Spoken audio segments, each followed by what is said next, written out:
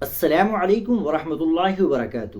ناظرین کرام، آپ سب جانتے ہیں کہ اتراکھنڈ میں یکساں سول کوڈ نافذ کر دیا گیا ہے، جو کہ سیکولر ذہنیت رکھنے والے لوگوں کے لیے باعث تشویش ہے، کیونکہ اس قانون سے مذہبی آزادی ختم ہو جاتی ہے۔ لیکن سوچنے اور سمجھنے کی بات یہ ہے کہ آخر بی جے پی حکومت اسے کیوں نافذ کر رہی ہے اور کرنا چاہتی ہے، اور اب بی جے پی اتراکھنڈ کے بعد بہار کے اندر بھی یو سی سی نافذ کرنا چاہتی ہے۔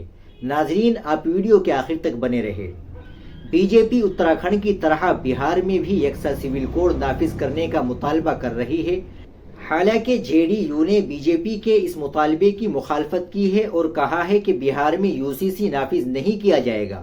جنتا دل یو کے ایک لیڈر کا یہاں تک کہنا ہے کہ یو سی سی اتراکھنڈ میں مسلمانوں پر جبراً مسلط کیا گیا ہے۔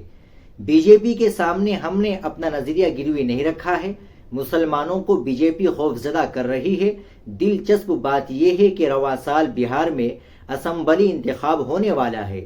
ایسے میں یو سی سی ایک بڑا سیاسی ایشو بن سکتا ہے۔ بی جے پی لیڈر اور سینئر ترجمان رنجن پٹیل نے بہار میں یو سی سی نافذ کرنے کا مطالبہ سامنے رکھا ہے۔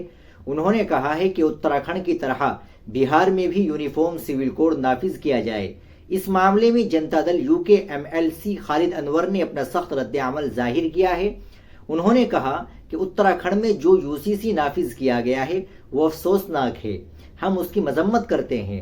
یہ قانون اتراکھنڈ میں جبراً مسلمانوں پر مسلط کیا گیا ہے۔ آئین یو سی سی کی اجازت نہیں دیتا۔ اتراکھنڈ حکومت مسلمانوں کو پریشان کرنے کے لیے یہ قانون لائی ہے۔